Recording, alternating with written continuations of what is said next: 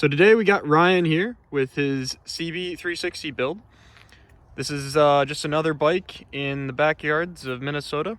Alrighty folks, this here is my 1975 Honda CB360T. T means that you get a disc brake up in the front, which is nice, even though it's made of a paving stone. So we can start right over here. Got new wheels, new tubes. We wet sanded these up. These were pretty pitted. There's a little bit of dirt on them right now, but when they brush off, they're nice and clean. This whole area up here was bent and twisted over. She'd been dropped over on this side before because this one was broken. Bent that back into shape, put a little bit of paint on there for some silver, and found myself some nice reflectors as well. These were a little dinged up, so I painted these as well. If you come up here, it's hard to see right now, but there's some LEDs for the gauge clusters and for these. I wanted to put LEDs in here for the turn signals and for the tail light, but I ran into some issues with that. I think it's a rectifier issue because I think it's not converting all of the current over correctly. And because bulbs can run both ways and LEDs can only run one way, that's why they're probably pulsating at me. The front brake was redone up here. Reservoir was painted, all the new lines, new crush washers up here, new caliper set, new pad set as well. So that works just like a charm.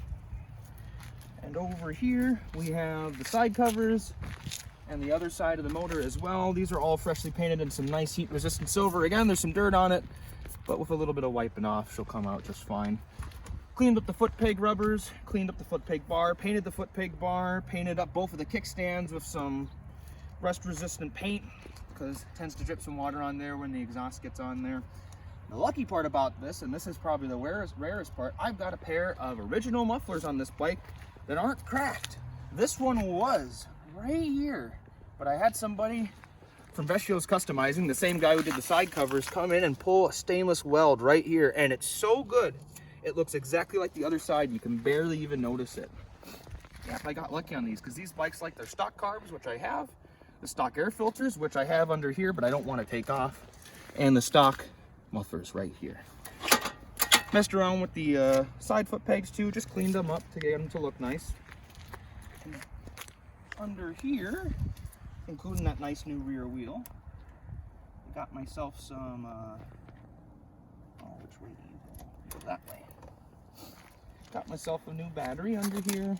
Just keeping a little list of everything I've done. Cleaned it all up. There was some mouse stuff in here. Got the original snorkel tubes, which I find many people don't have because they only fit the air box, but they do a really poor job of doing that. Very, very poor job. So they just kind of sit in there right now, and they keep so that water doesn't directly go into there from under the seat. Tank wasn't the greatest either, but we prettied it up, put some badges on it because those were missing. Put a cap on it as well.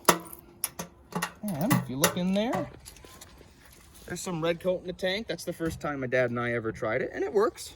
Haven't had any issues. That's why I keep an extra set of fuel filters on that side, just in case I see a little bit of red. But it's been about 67 miles so far, and there's been no issues with that coating.